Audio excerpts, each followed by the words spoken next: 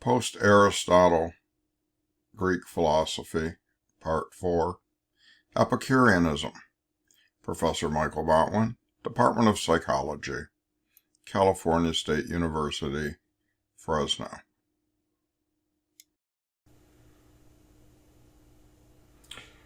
The Epicureans were founded by Epicurious, who lived between 341 and 270 before the Common Era.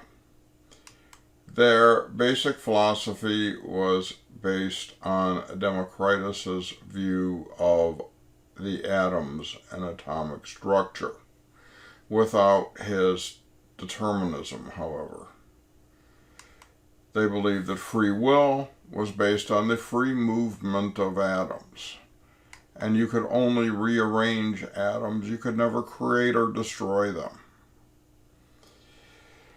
Now, they believed nothing was retained between configurations of atoms, which includes us, so that once we pass, our atoms kind of go away and become reconfigured, and we will never be around again.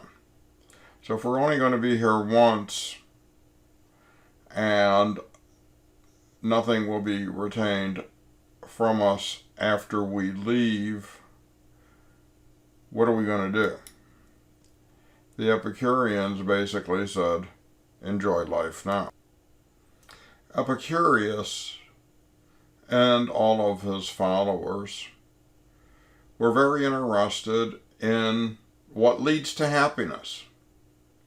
In fact, if you were to look at psychology in its modern sense, there, within the last 40 years, has been a new movement to study happiness or subjective well-being. And Epicurus was interested in that. He thought that there were three things that lead to happiness, and the most important thing for Epicurus was friendship. That having good relationships with people, having people you enjoyed being around, was the height of happiness. In fact, he bought a house outside of Athens and had rooms for his friends who moved in. They had common eating areas, and it essentially was kind of like a commune. That movement picked up, and there were many communes around, until the 5th and 6th century, when they were squashed by the rising power of the Catholic Church. Many of those communes that were started by the Epicureans ended up being monasteries. Epicurus said you should enjoy your work, even if it's not the most profitable work, but you should enjoy what you're doing for subsistence. You should find it interesting, and finally, you should live in life in contemplation. You should think about the consequences of what you do and how you do it. Now, he also believed that there were several things that could mess up your happiness. And although he believed in friendship, he did not believe in pursuing romantic love.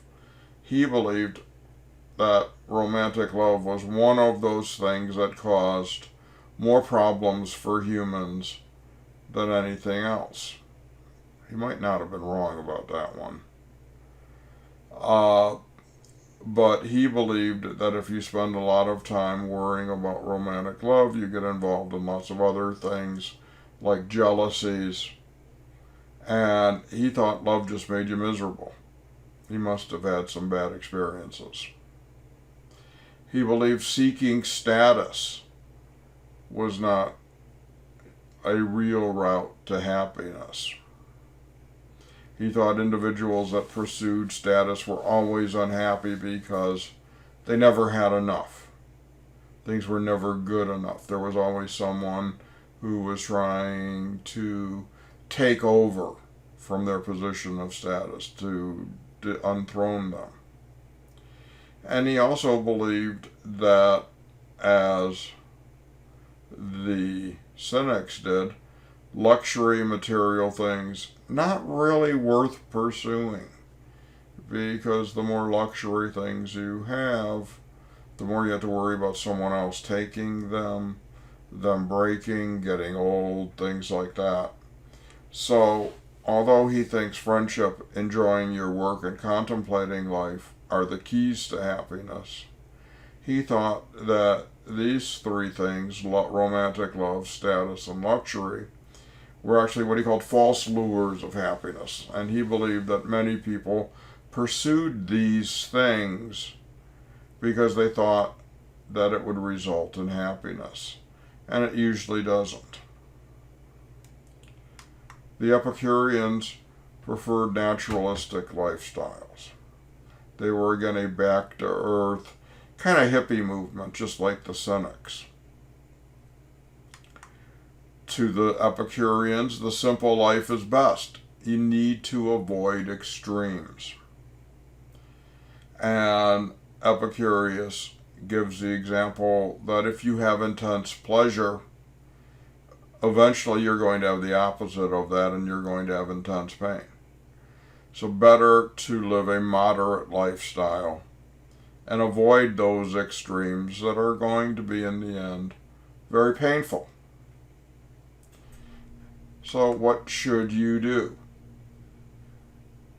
You should obtain pleasure from basic needs. You should be happy with relatively simple things. When Epicurious started his school, there were rumors of wild debauchery, extreme excess, and some individuals came and checked it out, and they were extremely disappointed. There were no big feasts, no big parties. Epicurious lived a very simple life. He ate very simply, mainly existed on olives, water, the occasional piece of cheese. Wasn't looking for wild, what we would now call Epicurean delights. It's kind of ironic that Epicureanism now means the height of fine dining. He believed that wise individuals lived unnoticed lives. And the more people notice you, the more obligations you have, the more things people want from you, and the more hassles you have in life, the more conflict. So if you just go about your business, do the right thing, and be moderate, you're going to be happy. Also, you need friends. We've said this a couple of times. But for Epicurus, friendship is the highest pleasure. And he's a philosopher, so reason and choice are also required for a balanced life. And he did believe that balance was the most important thing that you needed for long-term happiness. And again, since everything can go away, for the Epicureans, the good life is now. So I hope you're having a good life, and I hope you learned a little bit about moderation from Epicurus and his ideas. We'll talk about the Stoics next in the history of psychology.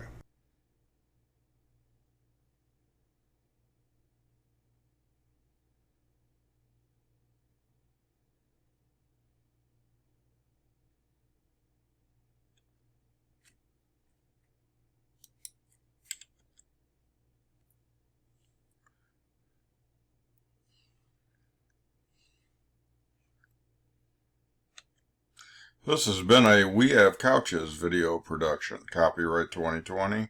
Professor Michael Botwin. All rights reserved.